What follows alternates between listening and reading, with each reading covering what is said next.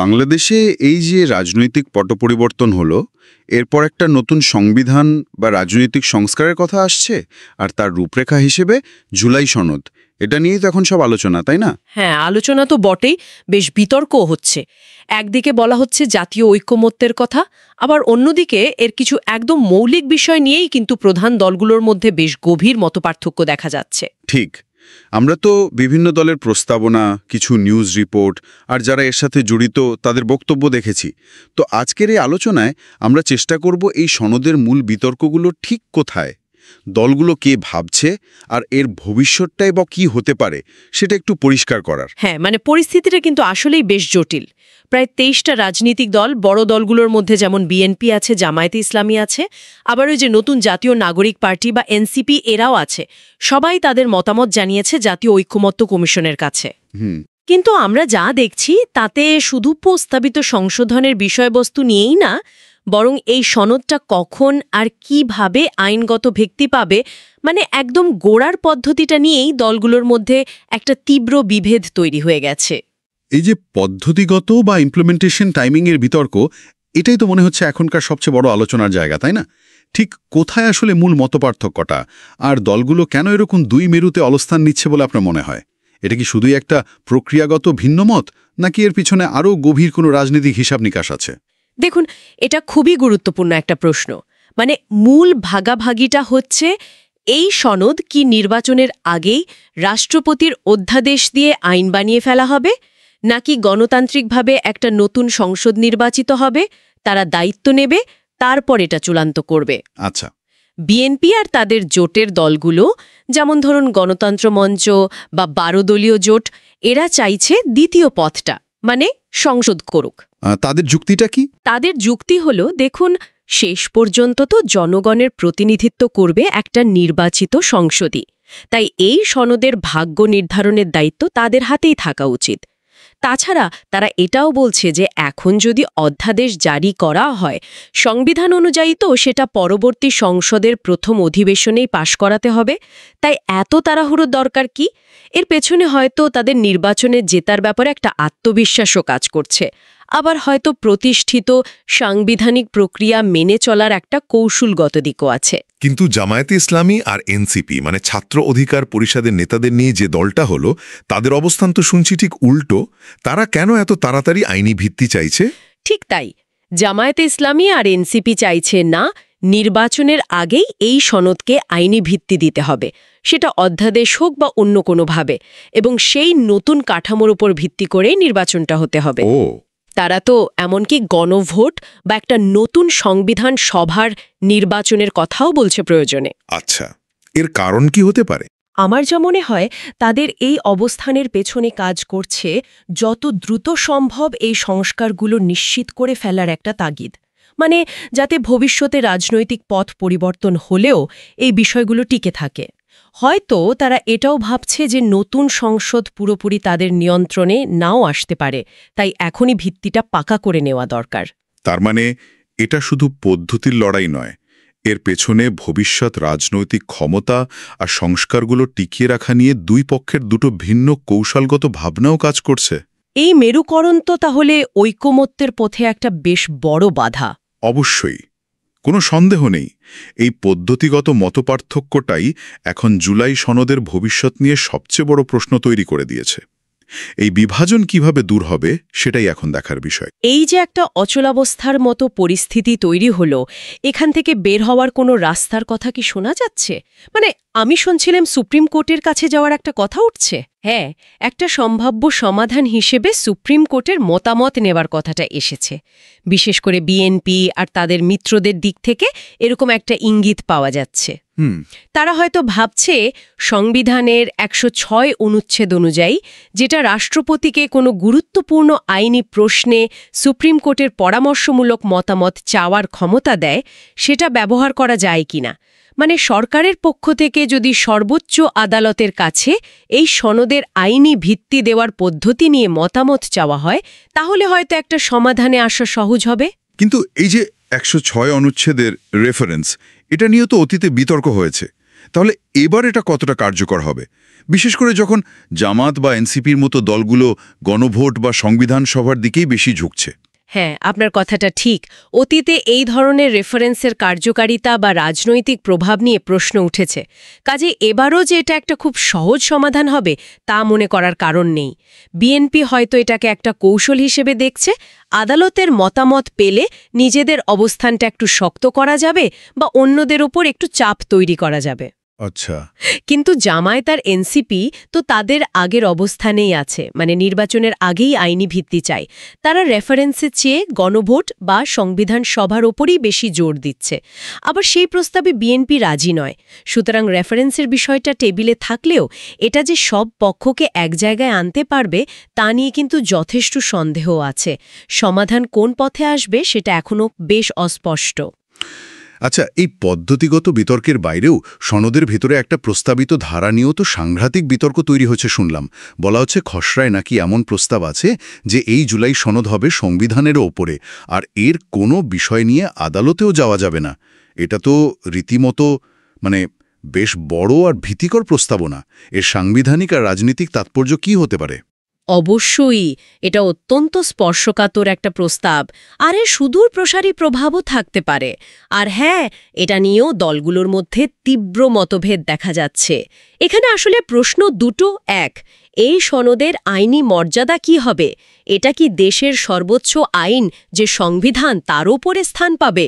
আর দুই, এই সনদের কোনো ধারা নিয়ে কি বিচারিক পর্যালোচনা বা জুডিশিয়াল রিভিউয়ের সুযোগ থাকবে, নাকি সেটা আদালতের এখতিয়ারের বাইরে রাখা হবে? এই প্রশ্নে প্রধান দলগুলোর অবস্থানটা ঠিক কী রকম? বিএনপি কি বলছে? বিএনপি এটার সরাসরি এবং খুবই তীব্র বিরোধিতা করেছে। তাদের স্থায়ী কমিটির সদস্য সালাউদ্দিন আহমেদ তো মিডিয়াকে বলেইছেন যে তারা লিখিতভাবে এই দুটো প্রস্তাবের বিরুদ্ধেই তাদের অবস্থান পরিষ্কার করেছেন। তাদের মূল যুক্তিটা কি? তাদের মূল যুক্তি হল সনদকে সংবিধানের ঊর্ধ্বে রাখা আর আদালতের দরজা বন্ধ করে দেওয়া। এই দুটোই নাগরিকদের মৌলিক অধিকার, আইনের শাসন আর সাংবিধানিকতার একেবারে পরিপন্থী। এটা বিচার বিভাগের স্বাধীনতাকেও খর্ব করে আর এক ধরনের বিচারহীনতার সংস্কৃতি তৈরি করতে পারে, যা শেষ পর্যন্ত একটা কর্তৃত্ববাদী শাসনের দিকে নিয়ে যেতে পারে। এরকমই তাদের আশঙ্কা। কিন্তু জামাতে ইসলামী তো অন্য কথা বলছে, তাই না? তাদের যুক্তিটা কি? জামায়াতে ইসলামীর অবস্থানটা এখানে একটু অন্যরকম। তাদের নায়েবে আমির সৈয়দ আবদুল্লাহ মাহমুদ তাহেরের বক্তব্য থেকে যা বোঝা যায়, তারা মনে করছে যেহেতু একটা বিশেষ পরিস্থিতিতে একটা গণ অভ্যুত্থানের ফল হিসেবে এই সনদটা আসছে, তাই একে হয়তো সাময়িকভাবে সংবিধানের ঊর্ধ্বে রাখার একটা যুক্তি থাকতে পারে। আচ্ছা, আর আদালতে প্রশ্ন তোলার বিষয়ে? হ্যাঁ, ও যে আদালতে প্রশ্ন তোলা যাবে না, এই অংশটা নিয়ে তাদের অবস্থান কিন্তু এখনো পুরোপুরি স্পষ্ট না, বা তারা এই বিষয়ে সরাসরি কোনো মন্তব্য করেনি। তারা হয়তো ভাবছে বিশেষ পরিস্থিতির জন্য বিশেষ সমাধান লাগতে পারে। এখানে একটা অস্পষ্টতা বা হয়তো কৌশলগত অবস্থান দেখা যাচ্ছে। আচ্ছা, অন্য দলগুলো কি ভাবছে? বামপন্থী দলগুলো বা অন্যরা? বেশিরভাগ বামপন্থী দল যারা এই প্রক্রিয়ার সঙ্গে আছে তারা কিন্তু এই ইস্যুতে বিএনপির অবস্থানের সাথেই একমত। তারা সংবিধানের সর্বোচ্চতা আর বিচারিক পর্যালোচনার অধিকারকেই গণতান্ত্রিক ব্যবস্থার ভিত্তি মনে করে। ঠিক। অন্যদিকে অন্যান্য ইসলামপন্থী দলগুলোর কেউ কেউ হয়তো জামায়াতের কাছাকাছি অবস্থান নিয়েছে, এমনটা শোনা যাচ্ছে। তবে এনসিপির মতো নতুন দলের অবস্থান এই নির্দিষ্ট বিষয়ে এখনও খুব একটা পরিষ্কার না। কাজেই দেখতেই পাচ্ছেন সনদের সাংবিধানিক মর্যাদা আর বিচারিক পর্যালোচনা, এই দুটো একদম মৌলিক প্রশ্নে রাজনৈতিক দলগুলোর মধ্যে বিভাজনটা খুবই গভীর এবং বলা যায় আদর্শিকও। পদ্ধতি বা সাংবিধানিক মর্যাদার বিষয়গুলো ছাড়াও সনদের ভেতরের কিছু নীতি বা আদর্শিক জায়গা নিয়েও তো আপত্তি উঠছে। হ্যাঁ, সেরকমও হচ্ছে। যেমন ধরুন বাংলাদেশের কমিউনিস্ট পার্টি, তাদের সাধারণ সম্পাদক রুহিন হোসেন প্রিন্স তো বেশ খোলাখুলিই বলেছেন যে তারা মনে করেন বাংলাদেশের সংবিধানের যে মূল ভিত্তি, বিশেষ করে মুক্তিযুদ্ধ সংক্রান্ত যে মূল নীতিগুলো আছে বা রাষ্ট্র পরিচালনার যে মৌলিক কাঠামো, এগুলোতে কোনো রকমের পরিবর্তন বা সংস্কার আনা চলবে না। এটা তো বেশ শক্ত অবস্থান। হ্যাঁ, এবং এই আপত্তির জায়গাটা তাদের কাছে এতটাই মৌলিক যে এই সনদে সই করাটা তাদের পক্ষে প্রায় অসম্ভব হয়ে দাঁড়াবে, এরকমই তারা ইঙ্গিত দিচ্ছেন। এটা আসলে দেখাচ্ছে যে মতপার্থক্যটা শুধু প্রক্রিয়া বা আইনি বিষয় নিয়ে নয়, বরং আদর্শিক আর নীতিগত জায়গাতেও কিন্তু রয়ে গেছে। এত সব মৌলিক মতপার্থক্য, এত ভিন্ন ভিন্ন অবস্থান, এই রকম একটা পরিস্থিতিতে দাঁড়িয়ে মূল দলগুলো, বিশেষ করে যারা ক্ষমতা রাজনীতিতে বেশ সক্রিয়, তারা কি শেষ পর্যন্ত এই সনদে সই করবে? মানে পর্দার আড়ালে কি চলছে বলে মনে হয়? এটা আসলেই একটা $1 মিলিয়ন প্রশ্ন। তবে বিভিন্ন প্রভাবশালী দলের ভেতরের সূত্র বা তাদের নেতাদের সাথে, যেমন বিএনপি, জামায়াত, এনসিপি বা কিছু ইসলামপন্থী দলের নেতাদের সাথে পরোক্ষভাবে কথা বলে যেটুকু আঁচ পাওয়া যাচ্ছে, তাতে মনে হচ্ছে অনেক দ্বিধাদ্বন্দ্ব বা আপত্তি থাকা সত্ত্বেও শেষ পর্যন্ত তারা হয়তো সই করার পথেই এগোবে। তাই কারণটা কি হতে পারে? এর পেছনে সম্ভবত দুটো প্রধান কারণ কাজ করছে। প্রথমত, যে গণ আন্দোলন বা পথ পরিবর্তনের মধ্যে দিয়ে দেশ এই জায়গায় এসেছে, সেই প্রক্রিয়ার সঙ্গে থাকার একটা রাজনৈতিক বা বলা যায় নৈতিক চাপ তাদের ওপর আছে। দ্বিতীয়ত, ক্ষমতায় যাওয়া বা অন্তত ক্ষমতার কাছাকাছি থাকার যে একটা রাজনৈতিক বাস্তবতা, সেটাও তাদের জন্য এই প্রক্রিয়া থেকে একেবারে ছিটকে পড়াকে বেশ কঠিন করে তুলেছে। তারা হয়তো ভাবছে সই না করলে রাজনৈতিকভাবে একদম একা হয়ে পড়ার ঝুঁকি থেকে যায়। তার মানে আদর্শিক বা পদ্ধতিগত যে আপত্তিগুলো আছে, সেগুলো হয়তো শেষ পর্যন্ত রাজনৈতিক বাধ্যবাধকতার কাছে হার মানতে পারে। এটা কি তাহলে এক ধরনের অস্বস্তিকর ঐক্যমত্য হতে যাচ্ছে? অনেকটা সেরকমই, কিন্তু ইঙ্গিত পাওয়া যাচ্ছে দলগুলোর কোনো নেতাই নাকি ঘরোয়া আলোচনা এটা স্বীকার করছেন যে অনেক প্রশ্ন বা গুরুতর আপত্তি থাকা সত্ত্বেও পরিস্থিতির চাপে বা হয়তো একটা বৃহত্তর রাজনৈতিক সমঝোতার অংশ হিসেবে তাদের সইটা করে ফেলতে হতে পারে। কিন্তু সবাই কি করবে? যেমন কমিউনিস্ট পার্টি? না, যেমন কমিউনিস্ট পার্টির মতো কিছু দল যাদের আপত্তির ভিত্তিটা একেবারে আদর্শিক, তারা হয়তো শেষ পর্যন্ত তাদের অবস্থানে শক্ত থাকবে এবং সই করা থেকে বিরত থাকবে। ফলে সই করার পর্বটা শেষ হলেও এই সনদের আসল গ্রহণযোগ্যতা আর এর প্রতি সব দলের আন্তরিক সমর্থন কতটুকু থাকবে তা নিয়ে কিন্তু প্রশ্ন থেকেই যাবে। বেশ, দলগুলো তো তাদের মতামত, আপত্তি, সুপারিশ এইসব জাতীয় ঐক্যমত্য কমিশনের কাছে জমা দিল। এরপর এই প্রক্রিয়াটা এগোবে কিভাবে? কমিশন কি এখন নিজেরাই একটা ফাইনাল শেপ দেবে? জাতীয় ঐক্যমত্য কমিশনের যিনি সহসভাপতি অধ্যাপক আলী রিয়াজ, তার বক্তব্য অনুযায়ী প্রক্রিয়াটা কিন্তু এখনও শেষ হয়নি। তাদের পরিকল্পনা হল প্রথমে দলগুলোর কাছ থেকে যে লিখিত আর মৌখিক মতামতগুলো এসেছে সেগুলো খুব ভালোভাবে পর্যবেক্ষণ করা, খুঁটিয়ে দেখা। এরপর এই পর্যালোচনার ভিত্তিতে তারা দলগুলোর সঙ্গে আবারও বসবেন। এটাকে তারা বলছেন শেষ দফা আলোচনা, আর এই আলোচনাটা নাকি আগামী সপ্তাহে শুরু হওয়ার কথা। এই শেষ দফা আলোচনায় কি কোনো সমাধান বেরিয়ে আসার সম্ভাবনা আছে? তারা কি আশা করছেন? সেটাই তো কমিশনের আশা। অধ্যাপক রিয়াজ যেমনটা জানিয়েছেন, তারা শুধু দলগুলোর সাথেই নয়, সংবিধান বিশেষজ্ঞ আর আইনজ্ঞদের সাথেও খুব নিবিড়ভাবে পরামর্শ করছেন। এইসব আলোচনা আর মতামতের ভিত্তিতেই তারা সনদের একটা চূড়ান্ত খসড়া তৈরি করবেন। তবে তিনি এটাও স্পষ্ট করে দিয়েছেন যে চূড়ান্ত সনদটা হবে মূলত সেই বিষয়গুলোর উপর ভিত্তি করে যেগুলোতে দীর্ঘ আলোচনার পর দলগুলোর মধ্যে নীতিগতভাবে একটা ঐক্যমত্য তৈরি হয়েছে। আর যে বিষয়গুলোতে মতপার্থক্য রয়েই গেল সেগুলোর কি হবে? বাদ দিয়ে দেবে? বলে নোট অফ ডিসেন্ট থাকবে, সেগুলো সনদে স্পষ্টভাবে উল্লেখ করা হবে। মানে কোন দল কোন বিষয়ে ভিন্ন মত পোষণ করছে সেটা রেকর্ডে থাকবে। মূল সনদটা হবে ঐক্যমত্যের অংশগুলো নিয়েই। কিন্তু সবচেয়ে বড় প্রশ্নটা, বাস্তবায়ন কিভাবে হবে? হ্যাঁ, ওই যে সবচেয়ে গুরুত্বপূর্ণ প্রশ্নটা ঝুলে আছে, অর্থাৎ এই সনদ কিভাবে বাস্তবায়িত হবে, এর পদ্ধতিটা কি হবে, সেই সিদ্ধান্তটাও কিন্তু এই শেষ দফা আলোচনার পরেই নেওয়া হবে। তার মানে বাস্তবায়নের পথটা এখনো খোলা এবং সেটা আলোচনার টেবিলেই ঠিক হবে। তাহলে যদি পুরো বিষয়টা একটু গুছিয়ে বলি, যা দাঁড়াচ্ছে তা হলো জুলাই সনদ নিয়ে ঐক্যমত্যের একটা চেষ্টা চলছে ঠিকই, কিন্তু এর পথে বেশ কয়েকটা বড় চ্যালেঞ্জ রয়ে গেছে। বিশেষ করে 3টে জায়গায় কিন্তু মতপার্থক্য খুবই প্রকট। 1 নম্বর, সনদটা কখন আর কিভাবে আইনি বৈধতা পাবে, নির্বাচনের আগে অধ্যাদেশ দিয়ে নাকি পরে সংসদ অনুমোদন করে। 2 নম্বর, এর সাংবিধানিক মর্যাদা কি হবে, এটা কি সংবিধানের সমান, উপরে নাকি নিচে থাকবে। আর 3 নম্বর, এর কোনো ধারা নিয়ে আদালতে প্রশ্ন তোলা যাবে কি যাবে না। এই মৌলিক প্রশ্নগুলোতে প্রধান রাজনৈতিক দলগুলো এখনো একমত হতে পারেনি।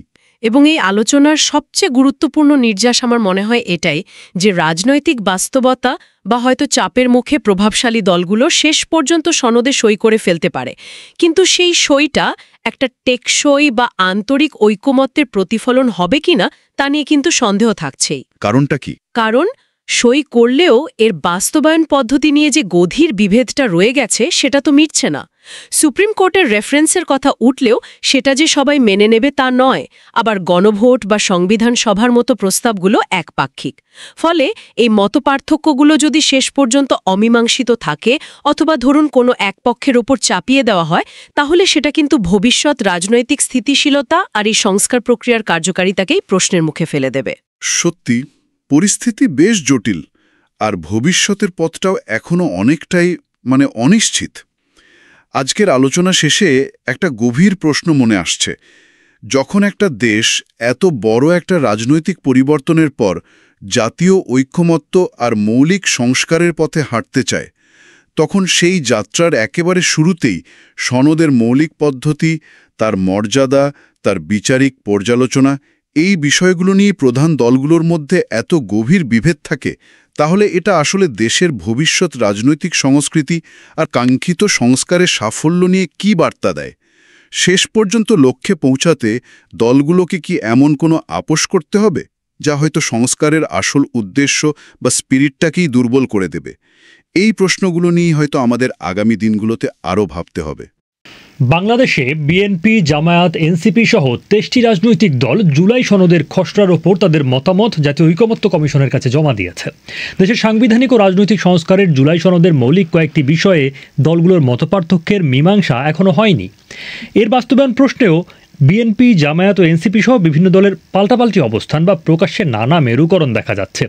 এই সনদের বৈধতা বা আইনি ভিত্তির প্রশ্নে সুপ্রিম কোর্টের মতামত নিতে রেফারেন্স পাঠানোর চিন্তার কথাও বলছে কোনো কোনো দল। কিন্তু সুপ্রিম কোর্টের রেফারেন্স পাঠানোর প্রশ্ন কেন আসছে, সে পথে কি সমাধান সম্ভব?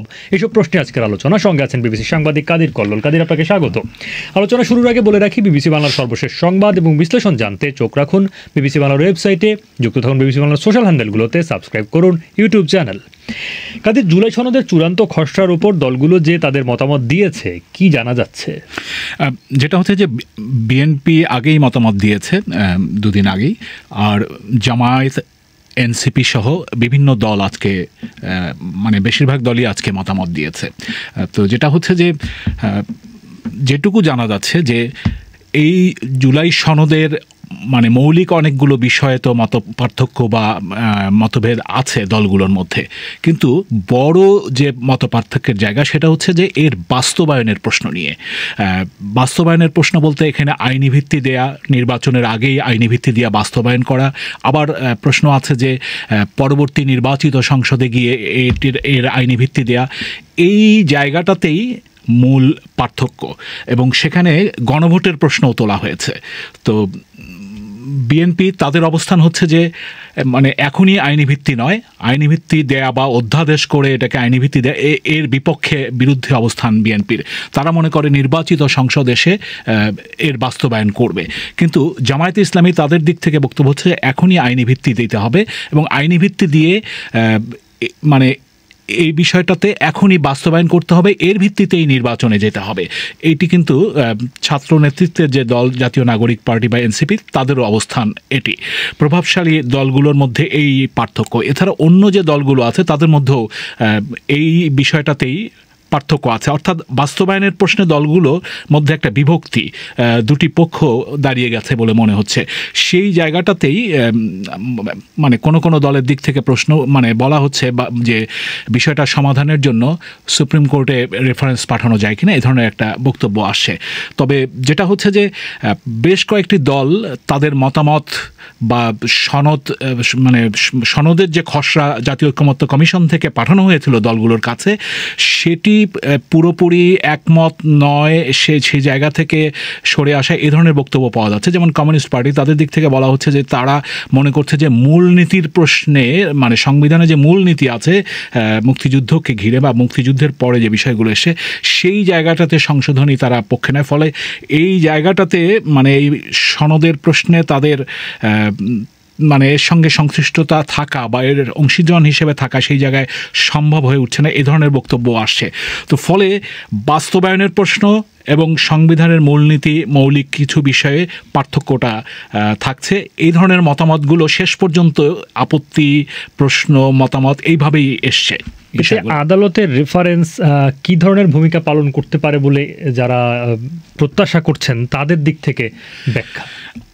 যেটা হয়েছে যে দুটো মানে এই বাস্তবায়নের প্রশ্নে মূল যে বিষয়টা যেটা আমি বলছিলাম যে আইনগত ভিত্তি দেয়া এখনই, সেটা অধ্যাদেশের মাধ্যমে হোক, এখন তার অধ্যাদেশ ছাড়া কিছু করা সম্ভব না যেহেতু সংসদ নেই। তো বিএনপি এখানে মূল বিরোধিতা করছে এবং বিএনপির সাথে মিত্র যে দলগুলো আছে, গণতন্ত্র মঞ্চ, সেখানে বেশ কয়েকটি দল আছে, 12 দলীয় জোট, তাদের দিক থেকে বিরোধিতাটা আছে। জামায়াত ইসলামীর এবং এনসিপির অবস্থান তারা পাল্টা অবস্থানে আছে। তো বিএনপির যেটা বক্তব্য সেটা হচ্ছে যে এখন যদি অধ্যাদেশ করা হয় বা কোনো আইনি ভিত্তি দেওয়া হয়, সেটাও কিন্তু পরবর্তী নির্বাচিত সংসদে গিয়ে অনুমোদনের প্রশ্ন আসবে, ফলে পরবর্তী সংসদই সেটা মানে করতে পারে। তো এখন যেহেতু একটা রাজনৈতিক পট পরিবর্তনের প্রেক্ষাপটে এই পরিস্থিতিটা এসেছে, ফলে বিএনপিও মনে করছে এবং বিএনপির মানে রাজনৈতিক বিশ্লেষকরা যেটা বলছেন যে যেহেতু বিএনপি মনে করছে যে তারা ক্ষমতার কাছাকাছি চলে এসে বা ভোট হলেই তারা ক্ষমতায় যাবে, ফলে তাদের নির্বাচন করাটাও একটা প্রশ্ন, ফলে তাদের দিক থেকে কিছুটা নমনীয় হওয়ার বিষয় থাকে। সেই জন্য বিএনপি এবং তার মিত্র দলগুলোর দিক থেকে এক ধরনের ইঙ্গিত আছে যে আসলে যেমন অন্তর্বর্তী সরকারের শপথ নেওয়ার সময় যে সুপ্রিম কোর্টের রেফারেন্সের জন্য পাঠানো হয়েছিল, সেখান থেকে একটা মতামতের কথা বলা হচ্ছে সংবিধানের 106 অনুচ্ছেদের ভিত্তিতে, যদিও সেই রেফারেন্সের বিষয়টা নিয়েও বিতর্ক আছে, কিন্তু এই দলগুলো ইঙ্গিত দিচ্ছে যে সুপ্রিম কোর্টে যদি রেফারেন্স পাঠিয়ে সরকারের পক্ষ থেকে একটি মতামত নেওয়া হয়, সেখান থেকে একটা মতামত আসলে একটা সমাধান হতে পারে। তখন দলগুলো একটা মানে এক ধরনের বাধ্যবাধকতা না হলেও এক ধরনের একটা সমাধানে বা সমঝোতায় আসার একটা সুযোগ তৈরি হতে পারে, এই দলগুলো মনে করছে। সে কারণেই সুপ্রিম কোর্টে রেফারেন্স পাঠানোর বিষয়টাতে এই মানে বিএনপি এবং এর মিত্র দলগুলোর দিক থেকে এক ধরনের ইঙ্গিত দেওয়া হচ্ছে যে এটা একটা সমাধানের পথ হতে পারে। কিন্তু জামায়াত ইসলামী, এনসিপি, তাদের অবস্থান হচ্ছে যে আইনি ভিত্তি আগে দিতে হবে, কিন্তু প্রয়োজনে তারা গণভোটের প্রশ্নটা তুলছে যে গণভোট করা যেতে পারে নির্বাচনের আগে, অথবা সংবিধান সভার ভোট করা যেতে পারে। তো এই জায়গাগুলোতে বিএনপি এর বিপক্ষে, তারা কোনোভাবেই গণভোট বা সংবিধান সভার ভোট এই বিষয়গুলোতে যেতে রাজি নয়। তারা মানে শেষ পর্যন্ত রেফারেন্সের বিষয়টাতে হয়তো রাজি হতে পারে, সেই ধরনের ইঙ্গিত দিচ্ছে। ফলে মানে আসলে সমাধানটা শেষ পর্যন্ত কোন পথে হবে এখনো মতপার্থক্য বা মানে মীমাংসার কোনো অবস্থা এখনো দেখা যাচ্ছে না। কোন বিষয়গুলো এখনো অমীমাংসিত? অমীমাংসিত বিষয় যেটা বলছিলাম যে বড় আরেকটা বিষয় এসছে, সেটা হচ্ছে যে এই জুলাই সনদকে সংবিধানের ঊর্ধ্বে রাখার কথা বলা হয়েছে। জাতীয় ঐক্যমত্য কমিশনের পক্ষ থেকে যে চূড়ান্ত খসড়া দলগুলোর কাছে পাঠানো হয়েছে গত সপ্তাহে, তাতে বলা হয়েছে যে সংবিধানের ঊর্ধ্বে থাকতে হবে এবং কোনো আদালতে এই সনদ নিয়ে প্রশ্ন তোলা যাবে না। এই জায়গাটাতেও বড় ধরনের মতপার্থক্য দেখা যাচ্ছে। সংবিধানের ঊর্ধ্বে রাখা এবং আইনগত প্রশ্ন তোলা যাবে না, এ নিয়ে বিএনপি শক্তভাবেই তাদের আপত্তি জানিয়েছে, লিখিতভাবেই তাদের আপত্তি জানিয়েছে। তাদের বক্তব্যটা হচ্ছে যে কোনো নাগরিক, বিএনপির স্থায়ী কমিটির সদস্য সালাউদ্দিন আহমদ, তার সঙ্গে আমি কথা বলেছিলাম, তিনি যেটা বলছেন যে কোনো নাগরিক যদি তিনি মনে করেন যে তার এই জায়গায় অসন্তুষ্টি আছে, আপত্তি আছে, তিনি কেন আইনের আশ্রয় নিতে পারবেন না, তিনি কেন আদালতে যেতে পারবেন না, তিনি কেন আইনগত প্রশ্ন তুলতে পারবেন না, সেটা ওই মানে নাগরিকদের অধিকারের উপরে মানে খর্ব করা হয়। এক ধরনের তারা বলছেন যে এক ধরনের কর্তৃত্ববাদী ব্যবস্থার মানে দৃশ্যমান হয়, সে কারণে তারা এটা বিরোধিতা করছেন। কিন্তু আইনগত প্রশ্ন তোলা যাবে না এই বিষয়টাতে জামায়াত ইসলামের দিক থেকে কোনো সুস্পষ্ট কোনো বক্তব্য নেই, কিন্তু তারা আবার মনে করে যে জুলাই সনদকে সংবিধানের ঊর্ধ্বে রাখা উচিত, সেই জায়গায় আবার তারা মনে করছে। তবে বামপন্থী দলগুলো আবার বিএনপির যে অবস্থান সেই অবস্থানের সাথে আছে, ইসলামপন্থী দলগুলো আবার জামায়াত ইসলামের যে অবস্থান সেই জায়গাটাতে আছে, ফলে এই জায়গাটাতেও একটা বিভক্তি আছে। এনসিপি যদিও আইনগত প্রশ্ন বা সংবিধানের ঊর্ধ্বে রাখা এই জায়গাগুলোতে সেভাবে তাদের অবস্থান এখনো পরিষ্কার করেনি, তবে জামায়াতের নায়েবে আমির সৈয়দ আবদুল্লাহ মোহাম্মদ তাহের, তার সঙ্গে আমি কথা বলছিলাম, তিনি বলছেন যে তারা মনে করেন যে সংবিধানের ঊর্ধ্বে রাখা যায়, মানে যেহেতু একটা প্রেক্ষাপট, একটা গণ অভ্যুত্থান হয়েছে আওয়ামী লীগ শাসনের পতনের জন্য, এবং সেখানে ছাত্র জনতা সবাই অংশ নিয়েছিলেন, ফলে সেটা রাখা যায়। কিন্তু আইনি ভিত্তির প্রশ্নে, মানে আইনি প্রশ্ন তোলা যাবে না, আইনগত প্রশ্ন, সে ব্যাপারে তাদের কোনো বক্তব্য এখনো নাই। আচ্ছা, জুলাই সনদে সব দল কি সই করবে শেষ পর্যন্ত? আভাস কি পাওয়া যাচ্ছে? প্রভাবশালী যে দলগুলো, যারা আসলে ক্ষমতায় মানে যেতে চায় বা ক্ষমতার কাছাকাছি থাকতে চায়, এই দলগুলো স্বাক্ষর করবে, এটা নিশ্চিতভাবেই বলা যায় এখন। বিএনপি, জামায়াত, এনসিপি বা ইসলামপন্থী কিছু দল, তাদের সাথে যেটা কথা বলে মনে হয়েছে, কারণটা হচ্ছে যে রাজনৈতিক পট পরিবর্তনের যে প্রেক্ষাপট, সেই প্রেক্ষাপটও এই দলগুলোর উপরে একটা চাপ তৈরি করেছে সংস্কারের প্রশ্নে, জুলাই সনদের প্রশ্নে। রাজনৈতিক পরিস্থিতি বা বাস্তবতাটাও একটা চাপ তৈরি করেছে, ফলে এই দলগুলোকে স্বাক্ষর করতে হবে, মানে এই দলগুলোর নেতারাই সেটা মনে করছেন, ফলে তারা স্বাক্ষর করবেন, এ ধরনের একটা ইঙ্গিত তারা দিচ্ছেন। যদিও অনেক প্রশ্ন তাদের আছে, অনেক মতপার্থক্য, অনেক ক্ষেত্রে আপত্তি আছে, তারপরেও তারা স্বাক্ষর করতে পারেন। কিন্তু বামপন্থী কিছু দল, তাদের দিক থেকে হয়তো শেষ পর্যন্ত তারা স্বাক্ষর করবেন কিনা এখনও অবস্থান পরিষ্কার করেননি। কিন্তু যেমন কমিউনিস্ট পার্টি, তার সাধারণ সম্পাদক রুহিন হোসেন প্রিন্স, তার সঙ্গে আমি কথা বলছিলাম, তিনি যেটা বলছিলেন যে তাদের স্বাক্ষর করার বিষয়টা অসম্ভব করে তোলা হয়েছে। তাদের মূল আপত্তির জায়গাটা হচ্ছে মুক্তিযুদ্ধের প্রশ্ন, মৌলিক বিষয়গুলোতে, মূলনীতির বিষয়গুলোতে সংস্কার বা পরিবর্তনের যে কথাগুলো বলা হচ্ছে, সেগুলো তারা গ্রহণযোগ্য নয় বলে মনে করছেন। ফলে এই বিষয়গুলো আছে, তবে প্রভাবশালী দলগুলো স্বাক্ষর করবে, এটা এই ধরনের ইঙ্গিত তারা দিচ্ছেন। দলগুলো যে মতামত দিল, এখন তার উপর ভিত্তি করেই কি ঐকমত্য কমিশন বিষয়গুলো চূড়ান্ত করবে, নাকি আবার আলোচনা হবে? না, জাতীয় ঐকমত্য কমিশনের সভাপতি অধ্যাপক আলী রিয়াজ, তার সঙ্গে আমার কথা হয়েছিল। তিনি যেটা বলছিলেন যে দলগুলো যে মতামত দিল বা এরপরেও যারা দেবেন, সেই মতামতগুলো নিয়ে তারা আবার নিজেরা আলোচনা করে ঠিক করবেন। তারা আবার ওই মতামতগুলো নিয়ে দলগুলোর সঙ্গেও আলোচনা করবেন আবারও। এটাকে তারা শেষ দফা আলোচনা বলছেন। এটা আগামী সপ্তাহে তারা শুরু করবেন সেই আলোচনাটা। এই আলোচনার ভিত্তিতেই তারা একটা পর্যায়ে এসে তারপর চূড়ান্ত সনদ তারা করবেন। সেখানে বাস্তবায়নের পদ্ধতি কি হতে পারে, সেই বিষয়টা নিয়ে তারা আলোচনা করেছেন বিশেষজ্ঞদের সাথে, সংবিধান বিশেষজ্ঞ, আইনজ্ঞদের সাথে। সেখানে যে পরামর্শগুলো পেয়েছেন, দলগুলো যে পরামর্শ দিয়েছে, এগুলো নিয়ে তারা একটা সিদ্ধান্ত নিয়ে আবার দলগুলোর সাথে আলোচনা করে সেটা ঠিক করবেন। আর জাতীয় ঐকমত্য কমিশন তো বলেছেই যে বিষয়গুলোতে ঐকমত্য হয়েছে গত 6 মাসের আলোচনায়, তারা 30টি বেশি দলের সাথে আলোচনা করেছেন, সেই বিষয়গুলোতেই জুলাই সনদ তৈরি করা হবে। আর যেগুলোতে নোট অফ ডিসেন্ট আছে বা মানে ভিন্ন মত দিয়েছে বিএনপি বা বিভিন্ন দল, সেগুলো সেভাবেই থাকবে, ভিন্ন মত হিসেবে থাকবে। কিন্তু ঐক্যমতের বিষয়গুলো নিয়ে তারা সনদ তৈরি করবেন। ফলে আরেক দফা আলোচনার পরই চূড়ান্ত বিষয়গুলো আসবে এবং সেখানেই বাস্তবায়নের প্রশ্নগুলো আসবে। কিন্তু অনেক প্রশ্ন, অনেক মতপার্থক্য, যেটা আমি বলছিলাম, তারপরেও যখন দলগুলো স্বাক্ষর করবে, কিন্তু বাস্তবায়নের প্রশ্নটা কিভাবে সমাধান হবে সেটা এখনও বলা মুশকিল। যদিও সেখানে সুপ্রিম কোর্টের রেফারেন্সের বিষয়টাই বিএনপি সহ বিভিন্ন দলের দিক থেকে একটা পথ হিসেবে দেখানো হচ্ছে। আচ্ছা কাদের, ধন্যবাদ আপনাকে।